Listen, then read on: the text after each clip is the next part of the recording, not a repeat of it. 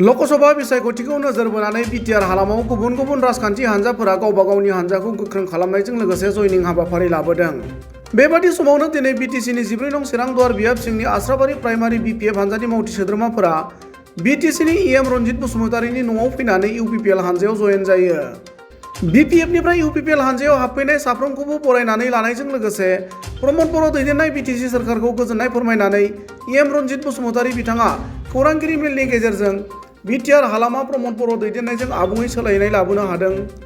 दिनैनि मुगाया साथा कम्बल मुसारिजों सुबुंनि मोन्थायखौ बायनायनि मुगा नङा। बे मुगाया समाजखौ गुफुं महर होनायनिसो मुगा होनना ओरैबायदि फोरमायो। गोजोननाय मोजां मोननाय आरो गोसोनि हास्थायनाय बे बुस्थुआ जेब्लायबो मानसिनि जिउआव मोनसे गाहाम हाबाया जाफुंसारोब्ला फैखायो। आरो थिग बिदिनो दिनै आंबो गोजोननाय मोनदों जे मानव गेदेर प्रमद बर' बिथांनि दैदेननायाव जोंनि इउपिपिएल दोलोआ जा सरकार सामलायगासिनो दङ, बियो समाजाव कमप्लिटलि मोनसे सोलायनायखौ लाबोनो हादों। सोलायनाय होननो लोगो लोगोनो बिपिएफनि माखासे दैदेनगिरिफ्रा होनो जे गोदान गस्ला गाननानै गोदान जुथा लंपेन्ट गस्ला गाननानै समाजनि गेजेराव गगाब सगाब खालामबाल' सोलायनाय फैगोन होननानै गोबां मानसियाबो बुङो आरो बिपिएफनि दैदेनगिरिफ्रा बेखौनो प्रपागान्डा खालामबाय थायो। सोलायनाया बेखौसो होनो जे मुगानि सोलायनाय बा समनि सोलायनाय। दिनै थांनाय 17 बोसोराव बिपिएफआ धुरन्धर भाबै जाबायदि जोंनि समाजावहाय नांलाय खमलाय बुलाय सोलाय जाग्लुं लोंग्लुं मोसाग्लुं बायदिसिना लाबोदोंमोन, बेफोरबायदिनिफ्राय जोंनि समाजा दिनै बारग'नो हाबाय। मानोना समाजाव कमप्लिटलि एन्टि ससियेल एलिमेन्टजोंनो आबुं जाजोबनानै दङमोन आरो बेखौ जोंनि समाजनि मानसिफ्रा दैदेनगिरिफ्रा सोलायनायखौ लुबैदोंमोन।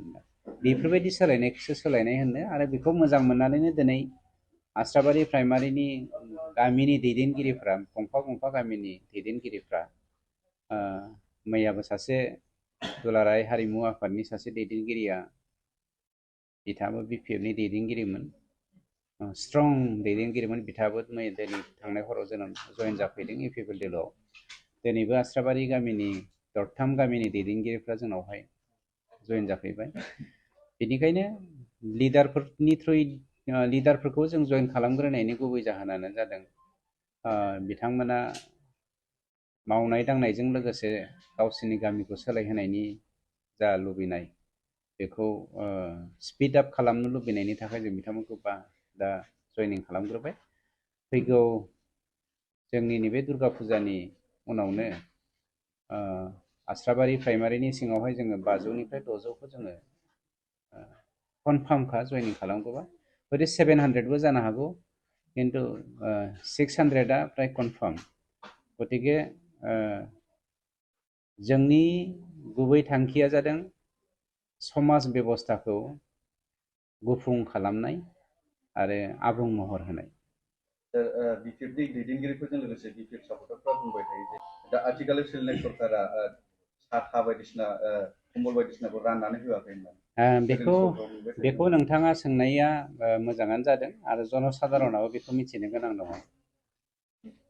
गंसे साथानि दामा बै समाव 50निफ्राय 60 रांल'मोन आरो बे गंसे साथाखौ जुदि माल्टिप्लाइ खालामनानै दाम देखायोब्ला कारापसना गोबां जायो, बेखौ जों मिथिगौ।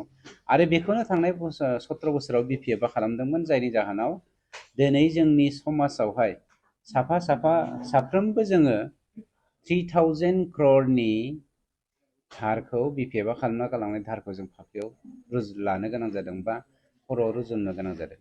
आरो बेफोरबायदि धारखौ जोंनि सरकारनि दिनाव जोङो समाजाव होलांनो गोसो गैया, जायनि जाहोनाव इएमफोरा डुप्लिकेसि खालामनानै बा लिडारफ्रा डुप्लिकेसि खालामनानै बिपिएफनि समनि बायदि जोंनि दिनावबो दा जानो हाथों, बे अबस्थायै जों बे खामानिखौ मावनाय जायाखै।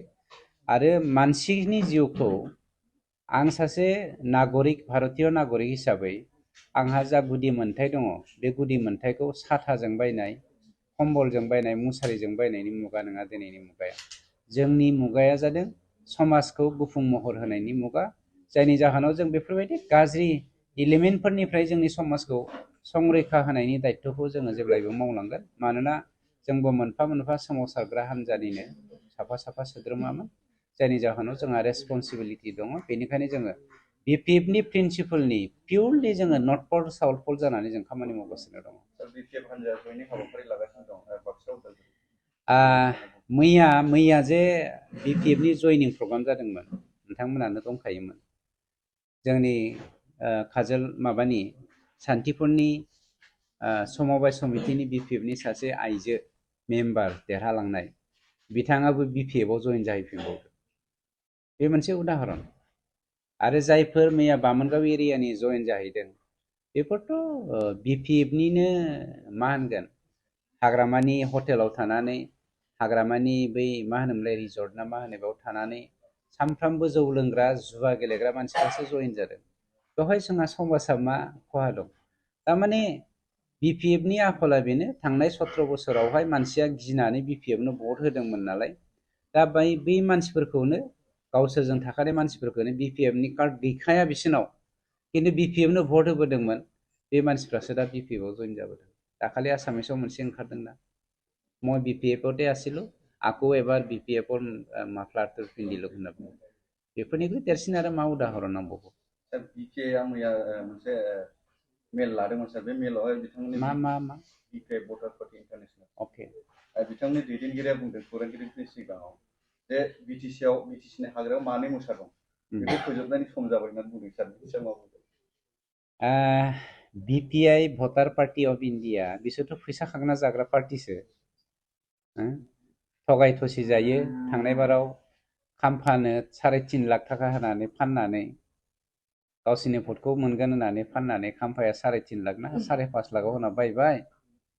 बेनिफ्राय BPIनिफ्राय रावबो बिथांमोना, BPI होननाय सोर दङ जोंनियाव?